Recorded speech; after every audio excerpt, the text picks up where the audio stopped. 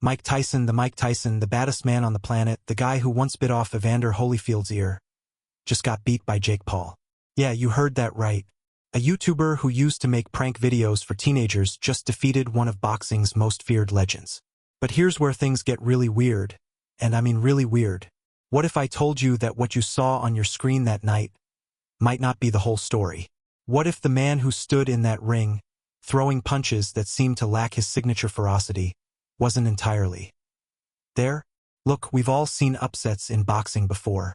But this was different. And Mike Tyson himself just dropped a bombshell that's got the entire boxing world scratching their heads.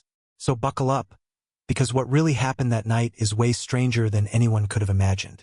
Just days after the fight, Tyson sat down for an interview, and what came out of his mouth left everyone speechless. He admitted that he blanked out a little during the match, and that he doesn't remember the fight that much. This isn't some rookie fighter we're talking about here. This is a man who's been in over 50 professional fights. A man who's taken punches from the hardest hitters in heavyweight history. And he's telling us he basically checked out? He explained that he remembers coming back from the first round and seeing Jake doing some kind of bow. And that's the last thing I remember, he shared. Can you imagine being in the ring with someone trying to knock you out, and your brain just leaves the building? It's like driving on the highway and suddenly realizing you don't remember the last 10 miles. Except instead of driving, you're getting punched in the face by a 28-year-old influencer. Now, when the press really started digging into this, Tyson's team came out with what they're calling the official explanation. Tyson admitted, and I'm quoting him directly here, "My biggest takeaway from the fight was that he lacked the right mental focus. But here's what doesn't add up. This is Mike Tyson we're talking about. The man who used to meditate on violence, who would visualize destroying his opponents before fights.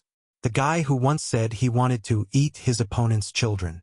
Yeah, that Mike Tyson suddenly forgot how to mentally prepare for a fight? Many believe that sounds like damage control.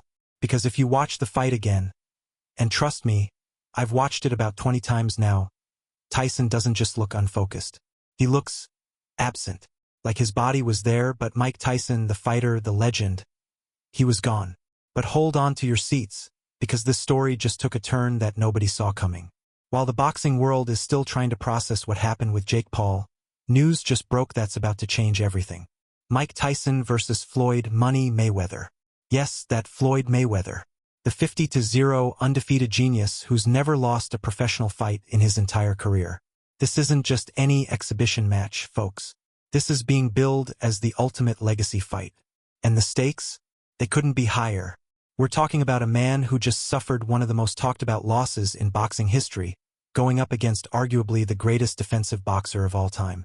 Sources close to Tyson's camp are saying he's treating this like it's 1986 all over again.